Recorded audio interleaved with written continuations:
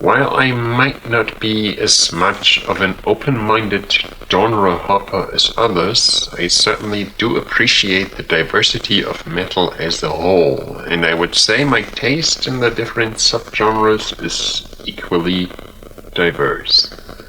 There are some I love, some I really like, some I like occasionally, some I don't mind but nothing more, some I find annoying but can remotely tolerate, some I really dislike, and some I find offensively horrible. Yes, sure, the most obvious path to go there is rather simple. Listen to the ones you like and don't listen to the ones you dislike. But as we all know, simple doesn't always work out in real life. There are things you listen to by accident or out of curiosity, things friends or family force you to listen to, and so on. But what should one do in such cases? Try to erase the memory, sit back and hope it never happens again?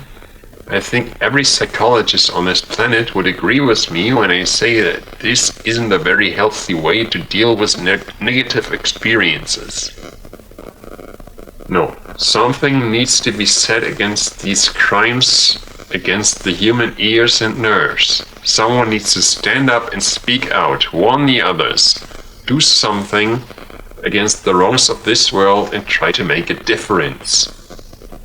Of course, I have no illusions about the impact of this review. I know full well that everyone who liked Finntroll before listening to this review will continue to like Finntroll after listening to this review. And I am well aware of the sad but obvious fact that my stand will not diminish the fanbase of this band the slightest way. But I think it is the minor impacts that count. Every person who before this review had been submitted would have been fooled into believing every person who listened to this album, or the band as a whole, can only enjoy this band. And every person who feels like me after having suffered through this merciless attack against ears and nerves, recognizing themselves in this, all these few people will be worth the effort. And, if nothing else, relieving my scarred soul from the stress of being subjected to this ordeal and irresponsibly inhumane torture repeatedly should serve as enough of a justification, if I needed any. Finntroll is horrible. Even if I was masochistic enough to try, I wouldn't be able to find anything to like in their entire discography. For this review, however, I had to pick one specific album, and I picked Jaktens Tid, because it is the one I know best and because it is the one that seems to be the most popular. This is a fun album. Nothing wrong with that, you say? Maybe. But to me there is a difference between enjoyment and fun. In movies, Indiana Jones and the Raiders of the Lost Ark is enjoyment. Ace Ventura is fun. In life, spending a wonderful evening with the woman you love and taking her to bed afterwards is enjoyment. Drunken farting contests are fun. That is the distinction I make. Still, one can argue that on a strictly superficial level, fun is still fun, and to some extent I cannot dispute that.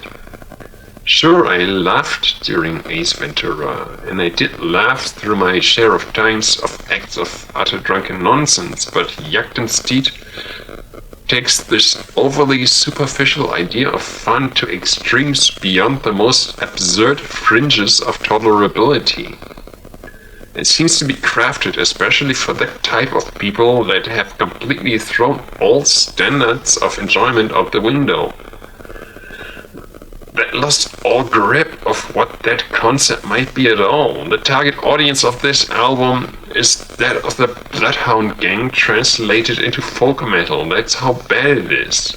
And at least the Bloodhound Gang evenly distributed their nonsense over music, lyrics, samples and videos, while Finntroll squeeze it all into the music, crafting one total package dripping of total horror.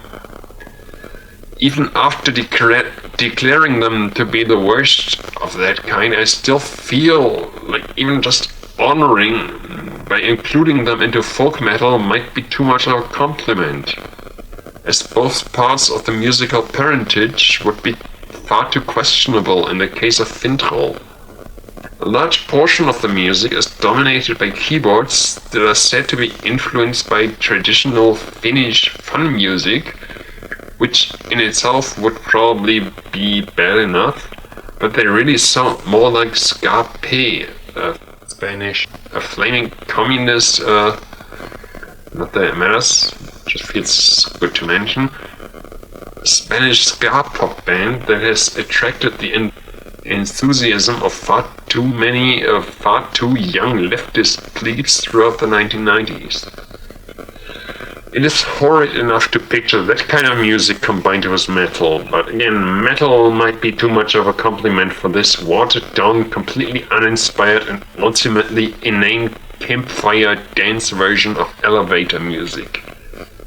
The metal elements, guitars, drums, bass, they barely serve as anything more than background or backbone, musically speaking, not referring to the musical artistic integrity rather.